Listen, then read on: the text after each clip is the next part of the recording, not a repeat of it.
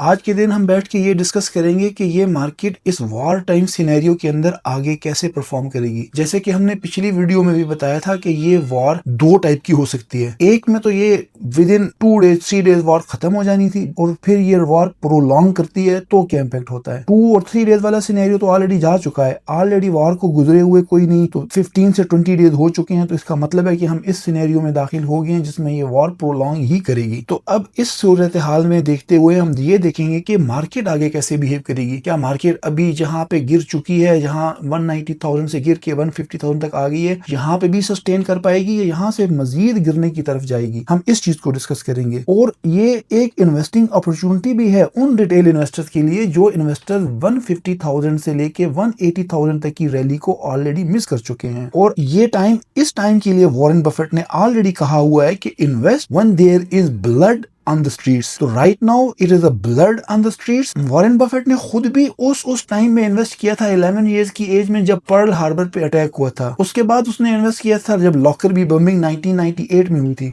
सबसे huge investment उसने की थी उस वक्त जब आपके पास 9/11 का वाकया हुआ था। उसके बाद उसने ह्यूज इन्वेस्टमेंट की थी और टोटली उसने 60 लाख% प्रॉफिट कमाया था। तो हमारे लिए ये इन्वेस्टिंग अपॉर्चुनिटी है, सब उन रिटेल इन्वेस्टर्स के लिए जो कि मार्केट में आना चाहते हैं। ये बेहतरीन टाइम है इसके अंदर इन्वेस्ट करने के लिए। तो सिनेरियो 2 को डिस्कस करते हैं क्योंकि ऑलरेडी 20 और मोर डेज हो चुके हैं, वॉर तो प्रोलॉन्ग होनी है, अब कोई मजीद इसमें चीजें नहीं आनी। इसका जो इम्पैक्ट पड़ना था पहले 2 दिन में वो ये ऑलरेडी गिर के 150,000 तक आ चुकी है। अब हमें इस पोजीशन पे करना ये चाहिए, सिर्फ अपने पोर्टफोलियो को थोड़ा सा शिफ्ट करना चाहिए। अगर आप किसी और स्क्रिप्ट में इन्वेस्टेड हैं तो वहां से निकलकर ऑयल बेस्ड कंपनीज में आ जाएं, ऑयल एक्सप्लोरेशन कंपनीज में आ जाएं, ऑयल सेलिंग कंपनीज में आ जाएं, ऑयल से रिलेटेड उन सारी कंपनीज में इन्वेस्ट करना स्टार्ट कर दें जिन कंपनीज के अंदर आपको अच्छे प्रॉफिट्स मिलेंगे। अपने पोर्टफोलियो को थोड़ा सा शिफ्ट करना स्टार्ट कर दें और उन कंपनीज से दूर रहना शुरू हो जाएं जिन कंपनीज के अंदर ऑलरेडी आपकी ऑयल डेरिवेटिव या ऑयल को यूज करके मैन्युफैक्चरिंग करती हैं, क्योंकि उनको ऑयल महंगा मिलेगा इसलिए उनकी कॉस्ट बढ़ेगी और उनकी प्रॉफिटेबिलिटी कम से कम होती जाएगी। सबसे अच्छा सवाल ये कि अभी नेक्स्ट मार्केट ऑयल के इतने बढ़ने के बाद भी क्या मार्केट आगे बढ़ेगी? तो इसका अगर मुझसे जवाब आप पूछते हैं तो ये इसका जवाब हाँ में है, क्योंकि पास्ट में अगर आप देखते हैं 2011 से 2014 तक जब मार्केट में पैनिक था और ऑयल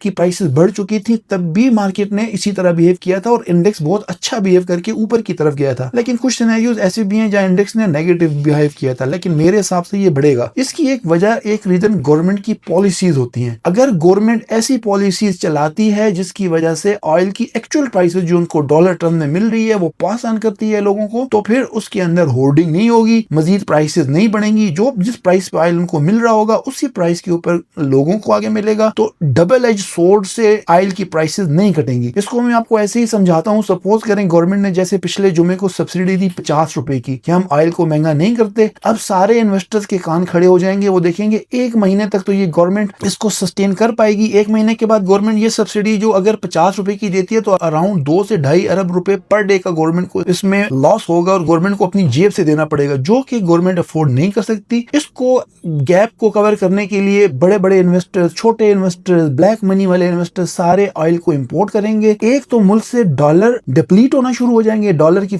उड़ान शुरू हो जाएगी और दूसरा ऑयल भी ज्यादा आ जाएगा। और ऑयल ज्यादा आने की वजह से वो सब्सिडी का इम्पैक्ट जो गवर्नमेंट लोगों को देना चाहती थी वो लोगों को मिलेगा नहीं, डबल एज सोर्ड हो जाएगी। इसलिए गवर्नमेंट को चाहिए, जो कि लग भी रहा है, कि नेक्स्ट मीटिंग के अंदर ये जो 50 रुपए की सब्सिडी है जो ईद के बाद जो नेक्स्ट जुम्मे को इनकी मीटिंग होगी उसमें ये खत्म कर देंगे और ऑयल मजीद 50 रुपए बढ़ जाएगा। अब इस सारे को सम हम कैसे करते हैं कि हमें करना ये चाहिए कि अपने पास जितने भी हमारे स्टॉक्स हैं उन सब के सब को हमें ऑयल बेस्ड कंपनीज में कन्वर्ट करना चाहिए। ऑयल बेस्ड कंपनीज के अंदर इन्वेस्टमेंट करनी चाहिए। रिटेल इन्वेस्टर्स को भी चाहिए कि वो ऑयल बेस्ड कंपनी के अंदर इन्वेस्ट करें और इन्हीं के अंदर मार्केट 150 से अभी मजीद नीचे की तरफ मेरे हिसाब से तो नहीं जाएगी। अगर इधर से सपोर्ट टूटी, अगली सपोर्ट जाके ये फिर 120-125,000 तक गिरने के इसके चांसेस हैं। लेकिन बहुत हद तक उम्मीद यही है कि ट्रंप जिस तरह के बयानात दे रहा है, जिस तरह के ओवरऑल इंटरनेशनली कोशिशें की जा रही हैं, ये जंग अभी अपने इख्तिताम की तरफ जाएगी, क्योंकि हमसे ज्यादा यूएस मार्केट्स का ज्यादा लॉस हो रहा है।